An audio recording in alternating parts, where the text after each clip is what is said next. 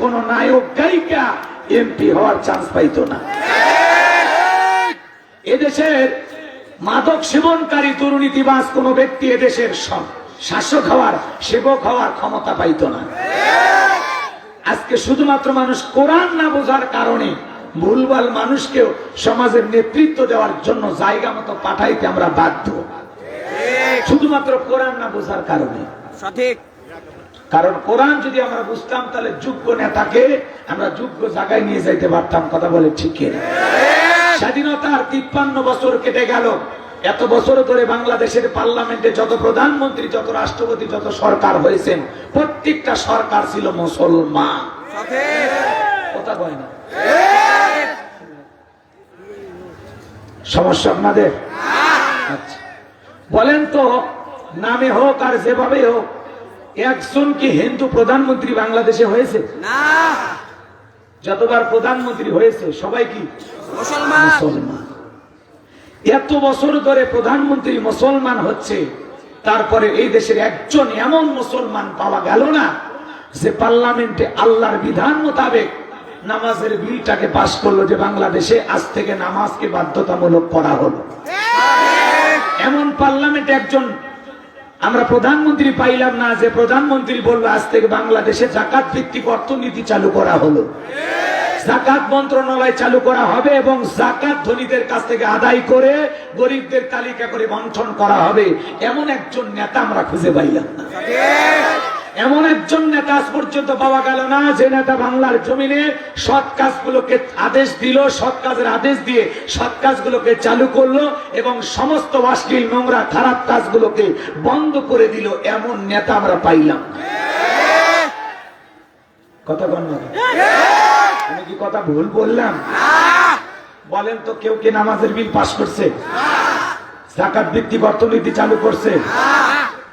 বলেন। ভালো কাজের আদেশ দেওয়ার মতো নেতা পাওয়া গেছে? এ সমাজের যত খারাপ কাজ, মদ, জুয়া, নানান ধরনের নাইট ক্লাব, 7 স্টার, পতিতালয়, সিনেমা হল, নাটক, এগুলো বন্ধ করার, অশ্লীল কাজ, অশ্লীল জায়গাগুলো বন্ধ করার মতো কোন নেতা পাওয়া গেছে? কিন্তু সবাই কিন্তু মুসলমান। কথা বলেন ঠিক? ভাইরা আমার, মুসলমান হলেই যে সে আসলেই মুসলমান এমনটা নয়। কথা কন না কেন? আমরা যে মুসলিম নিজেকে দাবি করি, আল্লাহর প্রত্যেকটা বিধানকে আমরা মানি। আমাদের কথা বলি, ওনাদের কথা বাদ দিলাম। আমরা নিজেদেরকে মুসলমান কোন মতে ভাবি, পরিপূর্ণ মুসলমান আমরা আজও হতে পারি নাই। বিসমিল্লাহর বা থেকে সূরা নাসের সিন পর্যন্ত প্রত্যেকটা কথা মুমিন জীবনে আমরা গুরুত্ব দিয়ে যদি মানতাম, তাহলে এই সমাজে এরকম বিষয়ভিত্তিক আলোচনা করার প্রয়োজন হতো না যে পিতামাতার খেদমত নিয়ে একটু আলোচনা করেন হুজুর, সন্তানেরা যেন পিতামাতার খেদমত করে। এটা ওয়াজের বিষয়, আমাকে বানান লাগতো না, প্রতিপক্ষের ভাইদেরকেও বলা লাগতো না যে এই বিষয়ের উপরে আপনারা কথা বলেন। তার মানে কি, আল্লাহর কোরআন আমরা নিজের ঘরের ভিতরেই মানি না, রাষ্ট্রে কায়েম করবো কিভাবে? ঘরেই তো কোরআন মানি না। কথা কয় না? আমাদের দাদার স্লোগান ছিল আল কোরআনের আলো। আর দাদা স্লোগান দিছে না? আচ্ছা, আমার বাবার স্লোগানও কি? আল কোরআনের আলো। আমাদের স্লোগানও কি? আল কোরআনের আলো। দাদা চেষ্টা করেছে ঘরে জ্বালানো, পারেনি। দাদিও ঠিক মতো নামাজ পড়ে না, দাদাও ঠিক মতো পড়ে না। আর তাদের পেট থেকে যে বাচ্চা কাচ্চা গুলো আসছে, ওরাও ঠিক মতো নামাজ পড়ে না। তার মানে দাদা ঘরেও ঠিক মতো জ্বালাতে পারেনি। এরপরে আমার আব্বা স্লোগান দিছে আল কোরআনের আলো ঘরে ঘরে জ্বালো। আমার বাবাও তার সব সন্তানের মধ্যে আল্লাহর এই কোরআনের আলো ছড়িয়ে দিতে পারেনি। কথা কয় না কেন? কথাকে বোঝেন? কথাগুলো একটু ভিতর থেকে নিয়ে আসতেছি, সামনে গেলে আপনারা ভালো বুঝবেন। আজকে আমরাও স্লোগান দিচ্ছি আল কোরআনের আলো ঘরে ঘরে। সারা জীবন যদি ঘরেই জ্বালেন, সেখানেও যদি আমরা ঠিক মতো জ্বালাইতে পারতাম, অন্তত ঘরের ভিতরে যদি কোরআন সুন্নাহর সব নিয়ম নীতি আমরা মানতাম, তাও নিজেকে সান্ত্বনা দেওয়া যেত। দাদা চেষ্টা করলো পারলো না, বাবা চেষ্টা করলো পারলো না, আমরাও চেষ্টা করতেছি পারলাম না। এই জন্য আসুন আর ঘরে নয়, এখন একেবারে জায়গা মতো একটু চেষ্টা করি। যদি একবার ওই জায়গা থেকে আলোটা ফোকাস করে, ওই আলো প্রত্যেকটা ঘরে জানালা ভেদ করে পৌঁছে যাবে। কথা কোন ঠিক কি? এই জন্য আল কোরআনের আলো জায়গা মতো জ্বালো, ঘরে বাইরে জ্বালো। কথা কোন ঠিক কি না? সব জায়গায় জ্বালানো দরকার আছে না? না, আল কোরআনের আলো সংসদে জ্বালো। মাশাআল্লাহ, মাশাআল্লাহ। সংসদ ভবনে যদি আল্লাহর কোরআনের আলো আমরা চালু করতে পারি, আল্লাহর কোরআনের পার্লামেন্ট কায়েম করতে পারি, কোরআনের সমাজ ব্যবস্থা কায়েম করতে পারি, এই সমাজে চুরি থাকবে না, দুর্নীতি থাকবে না, টেন্ডারবাজি থাকবে না, খুন থাকবে না, গুম থাকবে না, ধর্ষণ থাকবে না, জোর জবরদস্তি থাকবে না, একে অপরের প্রতি জুলুম করা থাকবে না। বোঝা গেল? আল্লাহ পাক আমাদের সবাইকে কোরআনের সমাজ কায়েম করার লক্ষ্যে কাজ করা তৌফিক দান করেন, জোরে বলেন আমিন। দেশের যারা শাসক আছে তাদেরকে আল্লাহ পাক কোরআন দিয়ে এদেশটাকে পরিচালনা করার শুভ বুদ্ধি উদয় হওয়ার তৌফিক দান করুন, জোরে বলেন আমিন। আল্লাহ যেন তাদেরকে এই সঠিক বুঝ দান করেন, জোরে বলেন আমিন। সরকার যেই থাকে আমাদের কোনো আপত্তি নাই, কিন্তু আল্লাহর কোরআন দিয়ে যদি সমাজ রাষ্ট্র পরিচালনা করে, তার জন্য আমাদের কলিজা থেকে দোয়া থাকবে। কোন জায়গা থেকে? কলিজা থেকে দোয়া থাকবে। মাননীয় প্রধানমন্ত্রী যিনি বর্তমানে আছেন, উনি যদি আরো 500 বছর আল্লাহ হায়াত দেয়, আমার আপত্তি নাই। যদি একবার বাংলাদেশের পার্লামেন্টে কোরআন দিয়ে সমাজ পরিচালনা করে। ওনারা দুই একবার মুখে এনেছিলেন মদিনার সনদ দিয়ে রাষ্ট্র চালাবো, এ কথা বলেছিলেন, কিন্তু হয়তো বা ভুলে গেছেন। আল্লাহ যেন আবারও মাথায় স্মরণ করিয়ে দেন। কষ্ট হচ্ছে আপনাদের? আচ্ছা, এখানে আমরা কি কোন রাজনীতি করার জন্য বসছি? কোন দলকে ছোট করে বড় করার জন্য বসছি? আমি নির্দিষ্ট বিষয় নিয়ে কথা বলবো, চলুন আমরা সেই দিকে চলে যাই। কষ্ট হচ্ছে আপনাদের? তাহলে কথা বলবো পবিত্র কোরআনুল কারীমে সূরা বানী ইসরাঈল থেকে। জবান ছেড়ে সবাই একটু মহাব্বতে আমার সাথে পড়বেন। 12টা পর্যন্ত ধৈর্য নিয়ে বসে থাকার ইচ্ছা আপনাদের আছে তো ইনশাআল্লাহ? কারা কারা থাকবেন না তারা হাত তোলে। 12টা পর্যন্ত কারা কারা আজকের মাহফিলে বসে থাকবে, 2 হাত তুলে বলেন ইনশাআল্লাহ।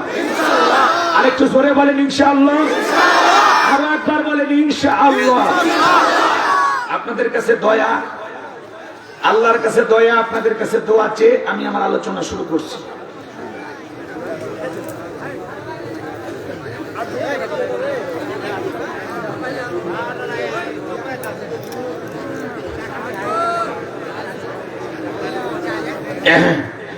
সবাই একটু মহাব্বতে আমার সাথে তেলাওয়াত করুন। আউযু বিল্লাহি মিনাশ শাইতানির রাজীম। বিসমিল্লাহির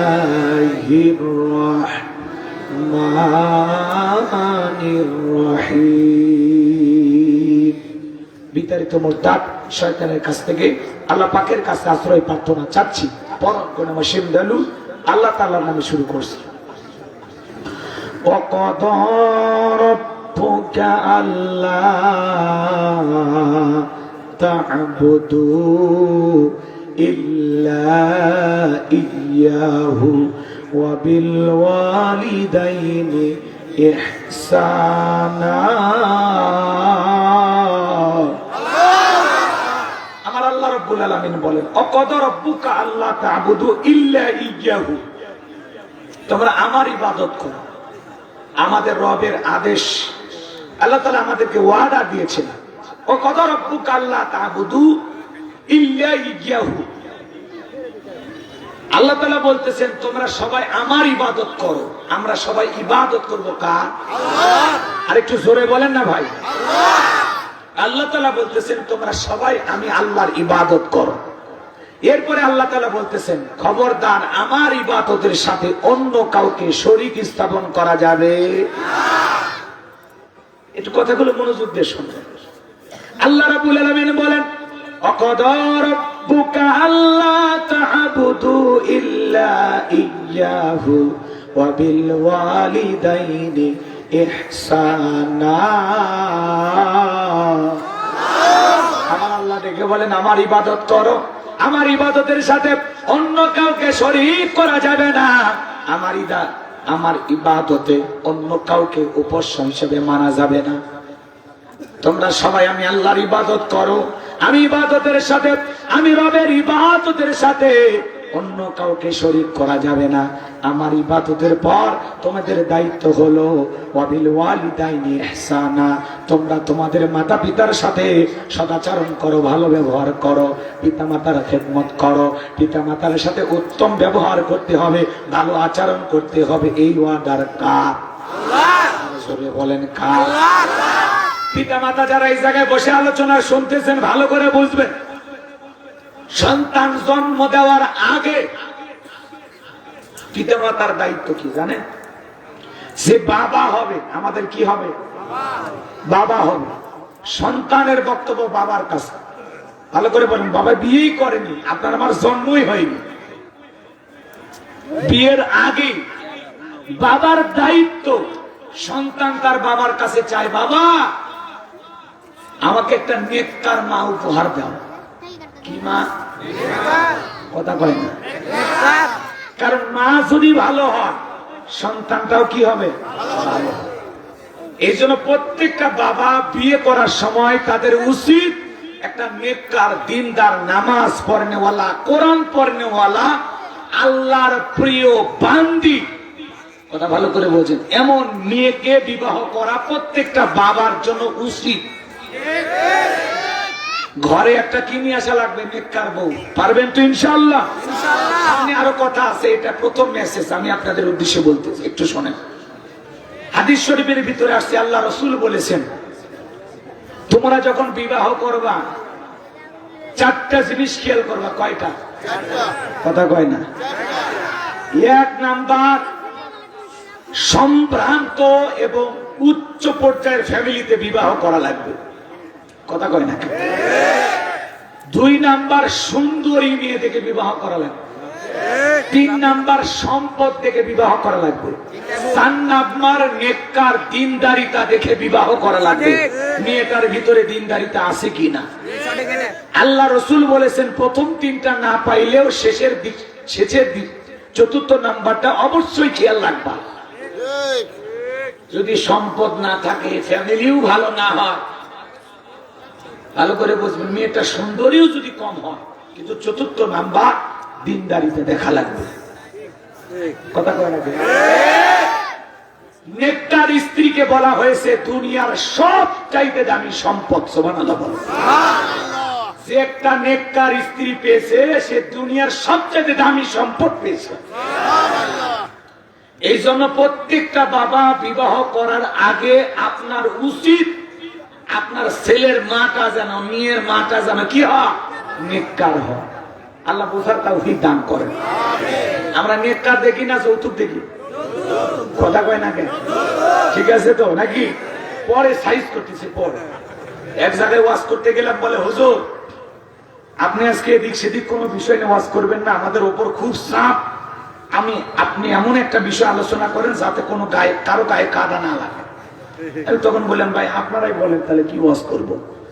তখন বলতে হুজুর আপনার মাহফিলে যেহেতু যুবকেরা বেশি, বিবাহ সম্পর্কে আলোচনা করেন। আমি তখন বললাম, ঠিক আছে ভাই, আপনারা যেহেতু বলেছেন, দাওয়াত দিয়েছেন, আমি চাই না আজকে মাহফিল করে কালকে কমিটি পুলিশ ধরে নিয়ে যায়, চাই না। ঠিক আছে, আপনারা যেভাবে খুশি আমিও সেভাবে খুশি। তো যুবকের ভাইদের নির্দিষ্ট বিষয়ের উপরে আমি আলোচনা শুরু করলাম। যখন ঠিক যৌতুকের আলোচনা শুরু করছি, একজন এসে বলে, হুজুর আর সামনে যাই না। কে? কয় সভাপতি কয়েকদিন আগে ছেলেকে বিয়ে দিয়ে 11 লাখ নিয়েছে। কথা কি বুঝছেন? যে বিষয়ে আপনি ওয়াজ করেন, যেদিকেই যান, যত ভালো কথা বলেন, এক শ্রেণীর মানুষের গায়ে জ্বালা পোড়া হবে। আর এদের স্বভাবই হলো কোরআন হাদিসের হক কথা শুনে করে জ্বলে ওঠে। ওদেরকেও ঠান্ডা করার জন্য ফেরেশতারা বসে আসে কবরে। যা মলম নিয়ে যা, রেডি আছে। তোদের কোন জায়গায় জ্বলে আর কোন জায়গায় চুলকে সব ঠান্ডা করে দেবে। একজন টকশোতে বসে কি বক্তব্য দিলেন, আজকালকার ছেলেরা বাংলাদেশে কি হয়েছে যদি জিজ্ঞাসা করায় কেমন আছো, বলে আলহামদুলিল্লাহ। দিনকাল কেমন যাচ্ছে, বলে জাযাকাল্লাহ। আগামীকাল কি দেখা হবে, বলে ইনশাআল্লাহ। এই যে সুবহানাল্লাহ, আলহামদুলিল্লাহ, মাশাআল্লাহ, এগুলো যে ছেলে পেলে কেন বলে, এর কারণে না কি বাংলা ভাষার ক্ষতি হচ্ছে। নাউজ দিলে কালকে বললে হবে। যখন একটা ছেলে বলে বিউটিফুল, তখন বলে ছেলেটা ভালো ইংলিশ বলতে পারে। আর মাশাআল্লাহ বললে ওদের চলে, ইংরেজি বললে খুশি হয়। হ্যাঁ, বঙ্গবন্ধু শেখ মুজিবুর রহমান তিনি যখন ভাষণ দিয়েছিলেন কি বলেছিলেন? রক্ত যখন দিয়েছি আরো রক্ত দেব, এদেশের মানুষকে মুক্ত করেই ছাড়বো ইনশাআল্লাহ। কত পাপের বেটা বঙ্গবন্ধুর বিরুদ্ধে সমালোচনা করো তো দেখি। তোরা আধা ঘন্টার মধ্যে লাল দালান ঢুকে, কারণ বঙ্গবন্ধু মুসলমান, সে বলেছিল এদেশকে মুক্ত করে ছাড়বো ইনশাআল্লাহ। আল্লাহ তাআলা তার এই গোলামের কথা পছন্দ করেছেন, এই জন্য একটা স্বাধীন বাংলাদেশ দিয়েছেন। কথা বলে ঠিক কিনা? এরপরে বঙ্গবন্ধু যখন দেখলেন বাপরে বাপ জনগণ যা তার সাথে কম্বল বেশি পাইলাম, পরে দেখি আর আমার টাইম নেই, তখন তিনি কি করলেন? ইসলামিক ফাউন্ডেশন গঠন করলেন। কথা বলেন ঠিক কিনা? এক গ্রাম্য মানুষ বঙ্গবন্ধুর জীবনে পড়তে গিয়ে পাইলাম, উনি দোতলায় ছিলেন, এক গ্রাম্য মানুষ শাক সবজি অনেক কিছু নিয়ে আসছে, একটু বঙ্গবন্ধুকে ভালোবেসে খাইতে দিবেন। তো বঙ্গবন্ধু অনেক ব্যস্ত ছিলেন, দেখা করতে পারলেন না। পরিশেষে যিনি তার কাছের লোক ছিলেন, দায়িত্বশীল, আগে বললেই যে 20 টাকা দিলাম, লোকটাকে দিয়ে দাও। এবার যায় বেচারা দিয়েছে মাত্র 10 টাকা। বলে বঙ্গবন্ধু টাকা দিয়েছে, তুমি চলে যাও। 10 টাকা দিয়েছে আর 10 টাকা পকেটে রাখছে। বেচারা লোকটা এতই বঙ্গবন্ধুকে ভালোবাসত, যায়নি, বসেই আসে। তো বঙ্গবন্ধু যখন উপরতলা থেকে নিচে নেমে প্রয়োজন মোতাবেক তার ব্যক্তিগত কাজে তিনি যখন বাইরে যাচ্ছেন, তখন দেখা ওই লোক শাকসবজি নিয়ে বসে আছে। তখন বলছে তোমারে তো অনেক আগে বিদায় করছি। তখন বলতেছে স্যার আমার টাকা লাগবে, নিজে টাকা রাখেন, আর আমি শাকসবজি নিজের ক্ষেত খামারে আমার নিজের হাতে পরিচর্যা করা, এগুলো আপনার জন্য খাওয়ার জন্য নিয়ে আসছে। তখন বলতেছে 10 টাকা, মানে আমি তো তোমার 20 টাকা দিয়েছি, আপনি যার হাতে পাঠাচ্ছেন সে তোমার 10 টাকায় দিয়েছে। তখন তিনি চিন্তা করলেন, হারি কি দেশ গো, যে দেশের উপর তলা থেকে 20 টাকা নিচতলায় নেমে 10 টাকা হয়ে যায়। এরকম অবস্থা আমাদের সমাজে আছে না? না, বঙ্গবন্ধু শেখ মুজিবুর রহমান তিনি ইসলামিক ফাউন্ডেশন গঠন করে গেছেন, যার মাধ্যমে বাংলাদেশের প্রত্যেকটা মসজিদে মসজিদে কোরআনের তেলাওয়াত শেখানো হয়। কথা বলেন ঠিক কি না? এই জন্য ভাইয়েরা আমার সামনের দিকে যায়, কষ্ট মনের মধ্যে নেবেন না। বিরক্ত হচ্ছেন আমার কথায়? রাগ করতেছে? এদিক খেয়াল করেন, কি বলছিলেন বলেন তো? হ্যাঁ, যৌতুক, ওইটা মনে আছে আপনার? আচ্ছা, পরে সাইজ করতেছি, সামনের দিকে যায় আমার ভাইয়ের। এই জন্য এদিক খেয়াল করেন, আল্লাহ তাআলা জানিয়ে দিলেন অকদা রাব্বুকা আল্লা তা'বুদু ইল্লা ইয়্যাহু ওয়া বিল ওয়ালিদাইনি ইহসানা। আমার আল্লাহ ডেকে বলেন আমার ইবাদত করো, আমার ইবাদতের সাথে অন্য কাউকে শরীক করা যাবে না, অন্য কাউকে শরীক করো না। আর আমার ইবাদতের পর তোমাদের দায়িত্ব হলো মাতা পিতার খেদমত করা, তাদের সাথে উত্তম আচরণ করা, ভালো ব্যবহার করা। এরপরে আল্লাহ রাব্বুল আলামিন বলেন ইম্মা ইয়াবলুগান্না ইনদাকাল কিবারা আহাদুহুমা আও কিলাহুমা فلا تقل لهما اف ولا تنهرهما وقل لهما قولا كريما। আমার আল্লাহ দেখে বলেন তোমাদের জীবন দশায় তোমাদের পিতা মাতা, ভালো করে বুঝবেন, একজন অথবা দুইজন, যে কোনো একজন মানুষকে যদি তোমরা তোমাদের জীবন দশায় শেষ বয়সে পাও, তারা যদি বৃদ্ধ বয়সে উপনীত হয় তোমাদের জীবন দশায়, খবরদার পিতা মাতার ব্যবহারে কখনো বিরক্ত হইও না, কখনো তাদেরকে ভর্ৎসনা করো না। তোমার ব্যবহারে আমরা অনেক সময় পিতা মাতা হয়তো বা বেশি অসুস্থ, কাশাকাশি করতেছে, আব্বা সরেন তো, এত কাশ, ভাল লাগে না, বিরক্ত। এই যে আপনি আমি যেন পিতা মাতার প্রতি বিরক্ত হয়ে না বলি, আফসোস যেন না করি, তাদেরকে নিয়ে যেন আমরা বিরক্ত না হই। ভালো করে বোঝেন, একটু মন দিয়ে কথাগুলো শুনবেন। যদি আপনি বলেন তাহলে তো সর্বনাশ হয়ে গেল, ধ্বংস হয়ে গেল, সবকিছু শেষ হয়ে গেল। আমার ভাইয়েরা ভালো করে বোঝার চেষ্টা করবেন। আল্লাহ রাব্বুল আলামিন বলেন, ফালা তাকুল লাহুমা উফফিন ওয়ালা তানহারহুমা, খবরদার তাদের ব্যবহারে তোমরা যেন উফ শব্দ করো না, বিরক্ত হয় না, ভর্ৎসনা করো না। তাদের তোমাদের ব্যবহারে তারা যেন অন্তরের ভিতরে কোনো কষ্ট না পায়, অথবা বৃদ্ধ বয়সে তাদের ব্যবহারে তোমরা যেন কোনো কষ্ট না পাও। মা বাবা বৃদ্ধ বয়সে দেখা যায়, এদিক খেয়াল করবেন, বয়স যখন বেশি হয়ে যায় বৃদ্ধ মানুষেরা হয়ে যায় শিশুর মতো। অনেক কিছু খেয়াল থাকে না, অনেক হুঁশ থাকে না, কথা বলে না। এমনও বাবা আছে বৃদ্ধ বয়সে ছোট বাচ্চার মতো চিপস খাইতে ভালোবাসে, কথা কয় না। আমার বাবা নাতি নাতনিদের যখন আইসক্রিম কিনে দেয় নিজেও খায়, ছোট বাচ্চাদের মতো হয়ে যায়, ওদের সাথে মেশে দেখে ভালো লাগে। ঠিক ছোটবেলায় আমরা যেরকম শিশু ছিলাম, মা বাবাকে জ্বালাইছি, একটা বল আপনি 10 বার ফেলে দিয়েছেন, বাবা 10 বার আপনার হাতে তুলে দিয়েছে, আপনি 100 বার ফেলাই দিয়েছেন, বাবা 100 বারই হাতে তুলে দিয়েছে, কোনোবার বিরক্ত হয়নি, রাগ করেনি যে তোর বাদ দে, তোর বলই খেলা লাগবে না, তুই বাড়ি তাই বাবা বলেছিল, কখনো বিরক্ত হয়নি। মাও যেমন বাবাও তেমন, কখনো বিরক্ত হয়নি। আমরা বাবা যদি এক কথা 2 বার বলে, এক কথা যদি 3 বার বলে বিরক্ত হয়, চুপ করেন তো, আপনি বয়স্ক মানুষ কি বোঝেন, মিছাই কমায় পেশাল পারে, ভালো লাগে না।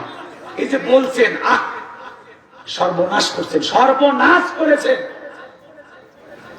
মনে রাখবেন, এই দুনিয়ার জমিনে সব চাইতে বেশি এখন লাঞ্ছিত অবহেলিত অবহেলার পাত্র হলো মা বাবা। আপনি অফিসের বসের সামনে কি ঝাড়ি দিতে পারবেন? চোখ রাঙাইতে পারবেন? আজকের মুসলমানেরা বউকে চোখ রাঙাইতে পারে না, শ্বশুর শাশুড়িকে চোখ রাঙাইতে পারে না। আমি রাঙাইতে হবে এমনটা বলতেছি না, কথা এমনি বুঝে। বন্ধু বান্ধবকে চোখ রাঙানি দেখায় না, কোন নেতাকে চোখ রাঙানি দেখায় না, সব রাগ ক্ষোভ পিতা মাতার উপরে ঝাড়ে। ভালো করে বোঝার চেষ্টা করবেন আমার ভাইয়েরা। আল্লাহ তাআলা জানিয়ে দিলেন, পিতা মাতার সাথে ভালো আচরণ করো, উত্তম ব্যবহার করো। তোমার জীবন দশায় 1 জন অথবা 2 জন অথবা উভয়কে যদি পেয়ে যাও, তারা যদি বার্ধক্যে উপনীত হয়ে যায়, এক কথায় সহজ বাংলা ভাষায় বললে, মুরব্বী চাচারা মন খারাপ করবেন না, পিতা মাতা যখন বুড়া বুড়ি হয়ে যায়, বয়সের শেষ প্রান্তে পৌঁছে যায়, খবরদার আপনার ব্যবহারে পিতা মাতা যেন কখনো আপনার ব্যবহারে অসন্তুষ্ট না হয়, আবার আপনি যেন আপনার পিতা মাতার আচরণে কখনো বিরক্ত না হন। একটু শেষ বয়সে ঔষধ খাবার টাকা লাগবে, যদি সাই ধমক দেয়। কিন্তু আপনি আমি যখন শিশুকালে অসুস্থ ছিলাম, মা বাবা সেবা করেছে কিনা? আরে চাপাই নবাবগঞ্জে ডাক্তার দেখায় ভালো না হলে ঢাকায় নিয়ে গেছে, ঢাকায় ডাক্তার দেখে ভালো না হলে ভারতে নিয়ে গেছে, ভুলে গেছে। বেঈমান, বেঈমান, স্বার্থপর, মেমো খারাপ। আপনাদেরকে বলিনি, ওই সমস্ত সন্তানদেরকে বলেছি, কথা কয় না, নেবেন না। আপনি বলেন, ভুলে গেলি বেঈমান, মা বাবার খেদমতের কথা ভুলে গেলি। এই মা বাবা ছোটবেলায় কত সেবা করেছে, কত যত্ন করেছে। চলেন একটু সামনের দিকে যাই, আস্তে আস্তে বুঝবেন ইনশাআল্লাহ। এদিকে খেয়াল করেন, একজন বিরাট বড় আল্লাহওয়ালার কথা শুনেছিলাম। সে একটু পিতামাতার সামনে এরকম একটু ময়লা শরীরে পড়েছিল, পিতামাতার সামনে একটু ঝাড়ছে, এরকম ভাবে কি করছে, ঝাড়ছে। এই অনুশোচনা আল্লাহর কাছে কাঁদে, সে না জানি আমি আমার পিতামাতার সামনে যে ময়লাটা একটু ঝাড় দিলাম শরীর থেকে, একটু বিয়াদবি হয়ে গেছে। আল্লাহু আকবার বলেন। আর আপনি পিতামাতাকে অবহেলা করতেছেন, চরম পর্যায়ে অবহেলা করতেছেন। আজকে দেখেন বাংলাদেশে বৃদ্ধাশ্রম পাওয়া যায়, এটা একটা অবাক বিষয় না? এখানে কিন্তু কোন আলেমের মা বাবাকে পাবেন না, কোন রিক্সা চালক ভ্যান চালকের মা বাবাকে পাবেন না। এখানে এই দেশের সবচাইতে বেশি ধনী শিল্পপতি, কোটিপতি, লন্ডন আমেরিকা থেকে ডিগ্রিধারী তাদের সন্তানকে পাওয়া যায়, তাদের মা বাবাকে পাওয়া যায়। কথা বলে ঠিক কি? ভালো করে বুঝবেন আমার ভাইয়েরা। আল্লাহ রাব্বুল আলামিন বলেছেন ওয়াকুল লাহুমা কাওলান কারীমা, সম্মান সূচক আচরণ করো, নম্র ভাষায় কথা বলো, ভদ্র ভাষায় কথা বলো। আল্লাহু আকবার বলেন। আপনার আমার সবচেয়ে বেশি সম্মান পাওয়ার হকদার হলো মা বাবা। আল্লাহ শুরুতে কি বললেন? আমার ইবাদত করো, আমার ইবাদতের সাথে কাউকে শরীক করো না। এরপরে আল্লাহ তাআলা পিতা মাতার কথা আলোচনা করলেন। তাহলে বলেন তো পিতা মাতার গুরুত্ব কম না বেশি? একটু মনোযোগ দিয়ে শুনবেন। আল্লাহ বলেন ওয়াকুল্লাহুমা কাওলান কারীমা, সম্মান সূচক আচরণ করো, নম্র ভদ্রভাবে কথা বলো। পিতা মাতার সাথে চোখ রাঙায় কথা বলা যাবে না। কথা বলে না কেন? হযরত আবু হুরায়রা রাদিয়াল্লাহু তাআলা কালেমা পড়ে মুসলমান হয়েছেন। তার মা তখনও কালেমা পড়ে মুসলমান হন নাই। ছেলেটাকে গালি দেয়, প্রাপ্ত বয়স হওয়া হযরত আবু হুরায়রা। মা গালি দেয়, এমনকি গায়ে হাত পর্যন্ত তোলে। হযরত আবু হুরায়রা মায়ের চোখের দিকে চোখ দিয়া তাকানোর পর্যন্ত সাহস পাইতো না। আল্লাহু আকবার বলেন। নবীর সাহাবী হযরত আবু হুরায়রা, মা ধমক দেয়, পিঠায় আঘাত করে, খাবার বন্ধ করে দেয়, নানান ভাবে কষ্ট দেয়। হযরত আবু হুরায়রা মায়ের বিরুদ্ধে রাসূলের কাছে কোনো নালিশ দেয় না, বলে হুজুর আমার মায়ের জন্য একটু হেদায়েতের দোয়া করেন। আল্লাহু আকবার। মাঝে মাঝে মন খারাপ করে বসে থাকতেন। আমার নবী বলে কেন মন খারাপ করছো? হযরত আবু হুরায়রা রেখে বলেন নবী আমার মায়ের জন্য একটু হেদায়েতের দোয়া করেন। বিশ্ব নবী দেখে বলে আবু হুরায়রা তোমার মা কি তোমাকে আঘাত করেছে, খাইতে দেয় না নাকি? মায়ের বিরুদ্ধে কোন অভিযোগ কি আমার কাছে দিতে চাও? ডেকে বলে নবী আমার মায়ের বিরুদ্ধে কোন অভিযোগ আপনার কাছে দিতে চাই না, শুধু এতটুকু বলতে চাই আপনি আমার মায়ের জন্য হেদায়েতের দোয়া করেন। এই কথা শোনার পর বিশ্বনবী একদিন হাত তুলে দোয়া করা শুরু করলেন, আল্লাহ আবু হুরায়রার মাকে আপনি হেদায়েত দান করেন। বিশ্বনবী দোয়া শুরু করলেন। হযরত আবু হুরায়রা দৌড় মারে, সাহাবীরা পিছন থেকে টেনে ধরে, আবু হুরায়রা তুমি শান্ত মানুষ, এইভাবে কেন দৌড় মারো? বলে আজকে আমাকে আটকায়ও না, আমি দেখতে চাই বিশ্বনবীর দোয়া আগে রাসূলুল্লাহর দোয়া আমার বাড়িতে আগে পৌঁছায় নাকি আমি আগে পৌঁছাইতে পারি? বলেন আল্লাহু আকবার। বিশ্বনবীর দোয়াটা আমার বাড়িতে আগে পৌঁছায় নাকি আমি আগে পৌঁছাইতে পারি? হযরত আবু হুরায়রা এক দৌড়ে বাড়িতে চলে গেলেন। ভিতর থেকে বাড়িতে যা মাকে ডাক দিলেন, মা। ভিতর থেকে মায়ের কণ্ঠের আওয়াজ নরম শুনতে পাওয়া যায়, অন্য অন্য দিনের মতো নাই, রাগ নাই, ঠান্ডা হয়ে গেছে। আমার ভাইরা হযরত আবু হুরায়রার মা দরজা খুলে দিলেন। দেখা যায় টপ টপ করে গোসলের পানি পড়তেছে। তখন বলে বাবা তোরে অনেক কষ্ট দিয়েছি, তোরে আমি অনেক ব্যথা দিয়েছি, আমি আর অমুসলিম থাকতে চাই না, আমার বিশ্ব নবীর কাছে নিয়ে যা, আমিও কালেমা পড়ে মুসলমান হতে চাই। আমার ভাইরা গভীর মনোযোগ দিয়ে শুনবেন। যে কথা বলতে চাচ্ছিলাম, আল্লাহ রাব্বুল আলামিন বলেন পিতা মাতার সাথে রাগারাগি করা তো দূরের কথা, তাদের ব্যবহারে মনের মধ্যে কখনো কষ্ট পাওয়া যাবে। আমরা যেমন শিশুকালে তাদেরকে জ্বালাইছি, শেষ বয়সে তারা একটু আমাদেরকে ওইভাবে জ্বালানোর চেষ্টা করে, কিন্তু এই জ্বালাটা ফুলের মালার মতো গ্রহণ করা লাগবে, এই জ্বালাটা আনন্দে চিত্তে মেনে নেওয়া লাগবে, এই জ্বালাটায় কখনো বিরক্ত হওয়া যাবে। মাঝে মাঝে বাবা বলে 50টা টাকা দিয়ে, কেন বাবা কি করবেন? একটু বাজারে যাবো চা খাইতে। এই বয়সে তোমার চা খাওয়া লাগে না, খালি টাকা নষ্ট করে বুঝতে বসেন। এই যে ধমক দেন, সি সি সি সি, কেন বলবেন? পিতা মাতার জন্য খরচ করলে সম্পদ কমে না বাড়ে? আপনার বাবার হাতে 50 টাকা দেন, চাওয়া লাগবে কেন? আপনি মাঝে মাঝে খুশি হয়ে দিবেন, আব্বু আমি তো ব্যস্ত থাকি, চাকরি করি, ব্যবসা করি, আপনার খবর নিতে পারি না, এতে 2-3 হাজার টাকা আপনার কাছে দিলাম, যখন যা মনে চাই আপনি কিনে খাইন। বাবা কথা কয় না? আপনার আমার ব্যবহার তো এমনটা হওয়া উচিত। আমরা যখন পড়াশোনা করেছিলাম, মা বাবা কত কষ্ট করে টাকা দিয়েছে, আজ পিকনিক, কালকে এইটা, পরশু এইটা, কত ঝামেলা সহ্য করছে। কথা কয় না? নিজেরা চিরা শাড়ি, নিজেরা চিরা লুঙ্গি শার্ট পরে ব্যবহার করেছেন, আর আপনার আমার কাপড় যেন পুরাতন না হয়, সবসময় লক্ষ্য রেখেছেন আমার সন্তানটা স্কুলে যায়, আমার সন্তানটা মাদ্রাসায় যায়, তার পোশাকটা ভালো হওয়া দরকার, বন্ধু বান্ধবের সাথে ওঠা বসা করে। আল্লাহু আকবার। সবসময় চিন্তা করতো মা বাবা।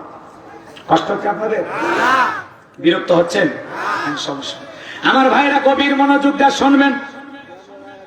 একটা মা সন্তানের জন্য কি পরিমাণে কষ্ট করে আমার আল্লাহ রাব্বুল আলামিন পবিত্র কোরআনুল কারীমের ভিতরে সুন্দরভাবে জানায় দিলেন। আমার আল্লাহ পাক বলেন, ওয়াসাইনাল ইনসানা বিওয়ালিদাইহি হামালাতুহু উম্মুহু ওয়াহনান আলা ওয়াহনি ওয়াফিসালুহু ফি আমাইনি আনিশকুরলি ওয়ালিওয়ালিদাইক ইলাইয়াল মাসির।